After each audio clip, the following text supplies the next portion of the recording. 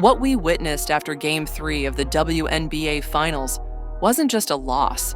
It was a meltdown of epic proportions. The Phoenix Mercury didn't just stumble, they collapsed.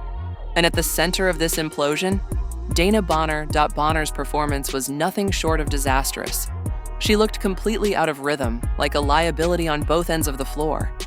But what happened after the game shocked everyone even more than her stat line. Instead of taking responsibility, Bonner turned her frustration towards someone who wasn't even in the building, Caitlin Clark, and by extension, the entire Indiana Fever fan base. Yes. According to Bonner, Fever fans were bullying her. The irony? The Mercury were playing in front of thousands of empty seats.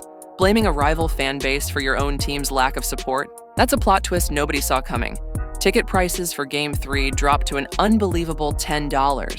$10 to get into the WNBA Finals. For context, parking at a UFC fight in the same city costs more than a courtside seat at this game. We're not talking about some preseason exhibition. This is Game 3 of the Finals. And yet, the lower bowl was half empty. Courtside seats were available at prices that would barely cover a fast food combo. Earlier in the season, when Caitlin Clark and the Fever came to town, those same seats were selling for 5 to 10 times more. Courtside was going for over $2,000 a pop. Every city she visited felt like a mini Super Bowl. Now, you could practically pick your seat at the door. And this isn't just bad luck, it's a pattern. All season long, the WNBA has been pounding its chest. Record ratings, historic growth, endless media tours by Commissioner Cathy Engelbert. But the finals have ripped that illusion wide open. Ticket sales haven't dipped. They've cratered. The supposed crown jewel of the league is being sold like a clearance rack special, and fans are walking right past it. This finals series might go down as one of the lowest rated in modern WNBA history. Phoenix isn't the problem. This is the same city that packs arenas for boxing, UFC, NBA games, even rodeos. The real problem? Nobody cares about this matchup. Outside of hardcore fans, the excitement is non-existent. When Caitlin Clark was on the floor, tickets disappeared in hours. Ratings spiked. Merch flew off the shelves. She was the heartbeat of the league. And the second she wasn't part of the picture, everything flatlined. The Las Vegas Aces knocked the Fever out, and with Clark sidelined, the finals lost their spark overnight. What's unfolding now is proof of what many fans have been saying quietly all year. The WNBA's growth wasn't organic. It was borrowed from one player. Clark wasn't just a star. She was the story. She sold out arenas, lifted ratings, and gave the league mainstream buzz it hadn't seen in decades. Without her, the finals look and feel like a mid-season scrimmage. Meanwhile, Commissioner Engelbert is still doing interviews, calling this the strongest position the league's ever been in. Strongest? When finals tickets cost less than a parking ticket? If this is strength, then a sandcastle at high tide is a fortress. When tickets first went on sale, upper-level seats were about $50. Within a week, they dropped by 20%. By tip-off, you could sit in the lower bowl for under $60. That's not growth. That's desperation.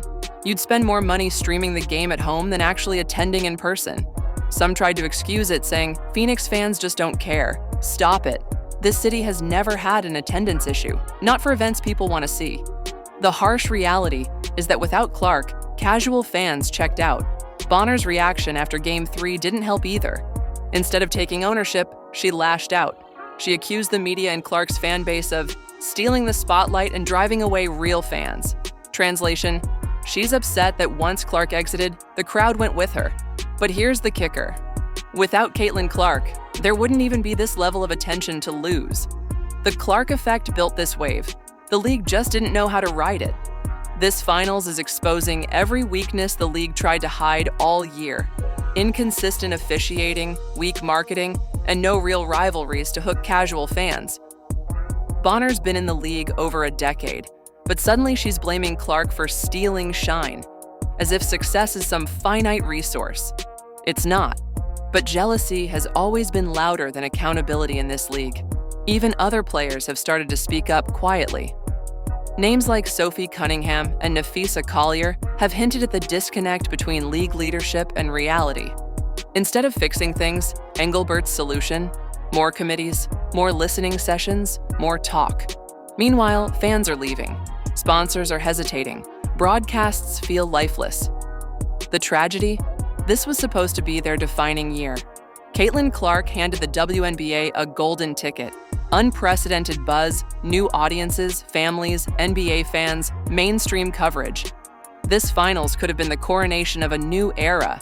Instead, it's become a cautionary tale. Rather than building around their biggest star, the league tried to contain her. They mocked her fans, ignored dirty plays against her, and let jealousy fester. Now, with Clark gone, the numbers are collapsing like a house of cards in a hurricane. The players' union is gearing up for major negotiations over pay and revenue. But what leverage do they have when finals tickets cost less than lunch? Owners and networks are already sharpening their arguments. And they're not wrong. If your best year ever can't sell out a finals game, how do you justify bigger salaries? This disaster doesn't just hurt Dana Bonner or Phoenix Mercury. It hurts everyone. The players, the fans, the sponsors, the future.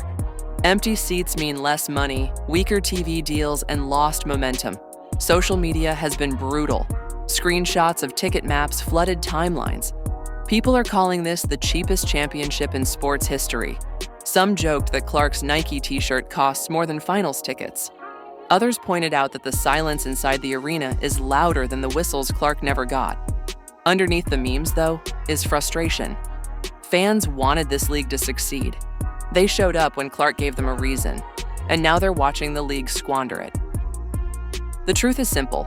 Fans came for Caitlin Clark, not the WNBA logo.